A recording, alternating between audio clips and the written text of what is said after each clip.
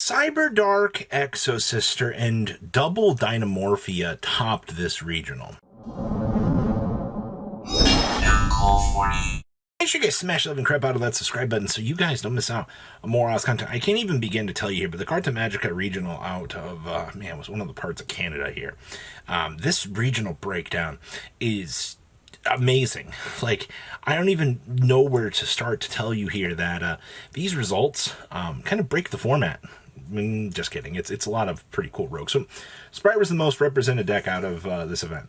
Am I surprised about that? No. Considering how far up in the middle of nowhere that this event was, I understand why, Sprite could actually perform relatively well. So I think that's understandable.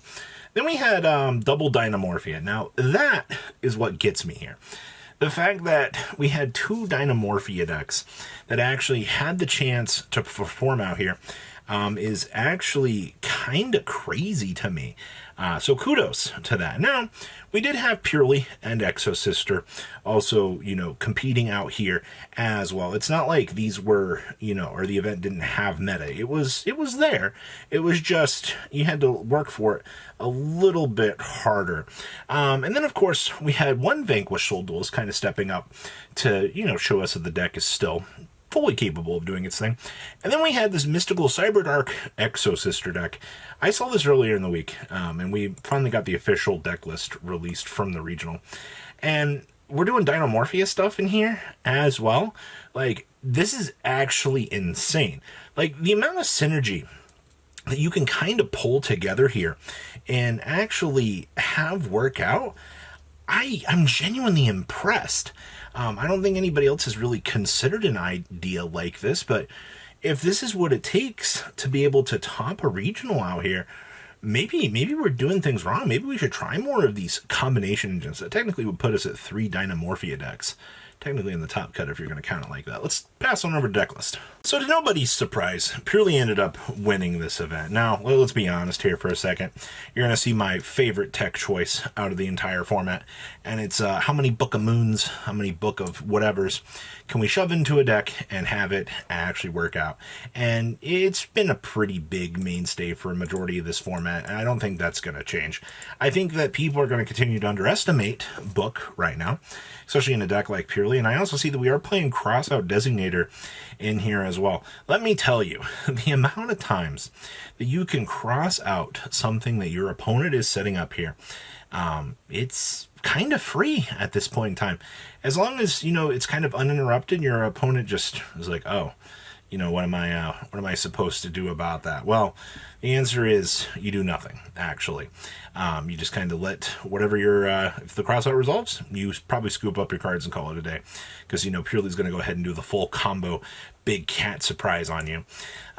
So our second place list was actually some pretty basic Sprite stuff here. Now, the first thing I do want to point out about current Sprite innovations is there's nothing wrong with this deck other than it's lost a little bit of the competency that it's had. The deck still does everything that it did, but it's just the play lines just aren't as good as they once were. The deck just suffers from everything else is better syndrome at the current moment. So the fact that, this deck was even actually able to kind of keep up. Also, to be fair, Nightmare Corrupt Ribley, so many people just aren't even playing Lingaribo anymore. So if you can actually catch your opponent and they're like, oh, well, what am I staring at the Nightmare Corrupt Ribley on the field? What am I supposed to do about that? If you can get into the situation where you can catch your opponent with their pants down, you're going to win. Like, I am going to attribute a lot of the success to the random Nightmare Corrupt Ribley unprepared people. Now, this is our third place, Dinomorphia Cyberdark Exosister pile. And I'm going to be honest with you, this is insane.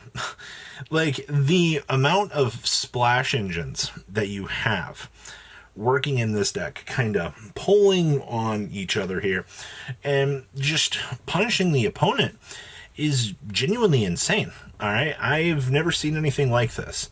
I've seen like Splash Cyberdark engines, but the fact that we're taking the disruptive power of Exosister, how dumb Rexstrom can be, and then we're kind of splashing in, the Cyberdark package in here for additional extensions.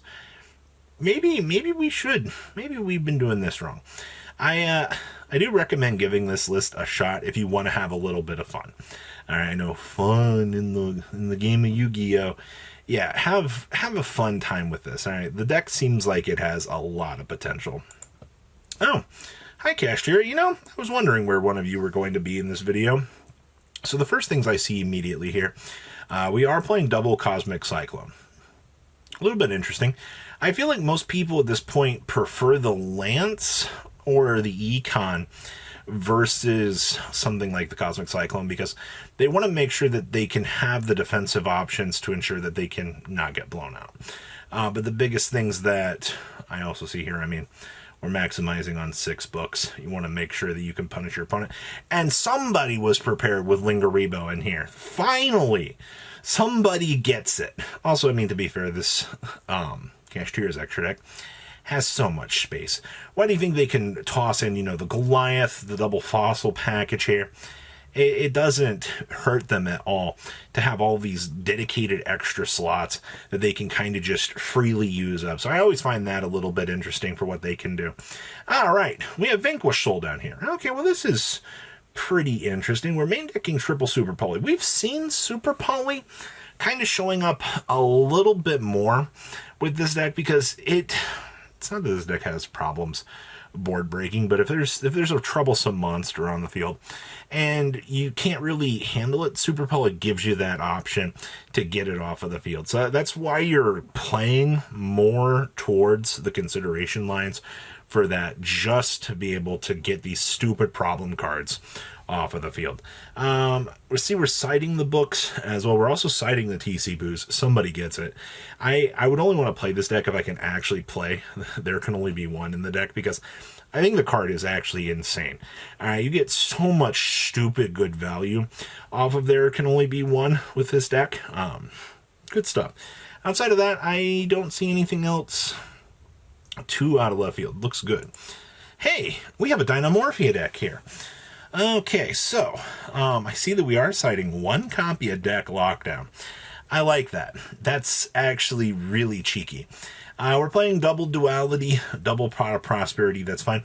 We're also only playing one Fossil Dig. A little bit strange in that front, but I understand, like, you have, you know, your 7 targets. Obviously, it's one more additional copy of Misk, technically. The biggest thing that you're going to use Misk for is its actual protection effect. You want to make sure that, oh, hey, you know, like, I can actually play my deck here.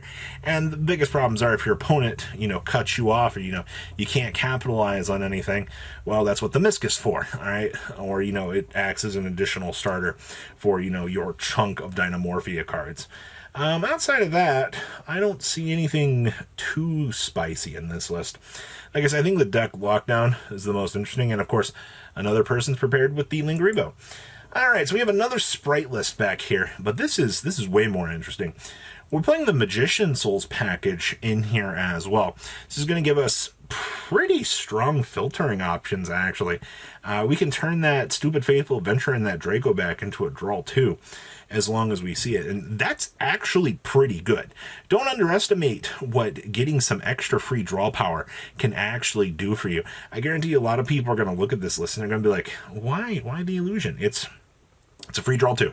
Exactly what it's going for. See, we have books, we have talents, pretty standard stuff. We are playing Gamma Burst, which I think a few people might consider pushing to the side, especially we're already pushing 45 cards. A few people aren't going to really like that number all that much, but I don't have anything else too crazy to say about this list. I feel, yeah, this is, honestly, outside of the Magician Souls package, deck is pretty standardized for what you would expect. And we have another Dinomorphia deck. Now, this build is going crazy with the Wannabes. All right, now I've seen Wannabe do its thing. It's an incredibly cute card. It's not going to show up in every single matchup. But trust me when I say this, when it does do its thing, it's incredibly cute. And I think a lot of people kind of underestimate what the entire purpose of the card is. It's supposed to get you some extra filtering options so that you go into the next turn, you're kind of in a little bit better of a position. And it's not like it's a terrible card, but sometimes I feel like it doesn't necessarily do enough for what we want for these decks. So, What do you think about this regional breakdown? Actually, pretty insane. Please leave a comment down below. Tell me what you guys think. I'll see your beautiful faces back here later in the day, guys. Peace. Patrons, thank you.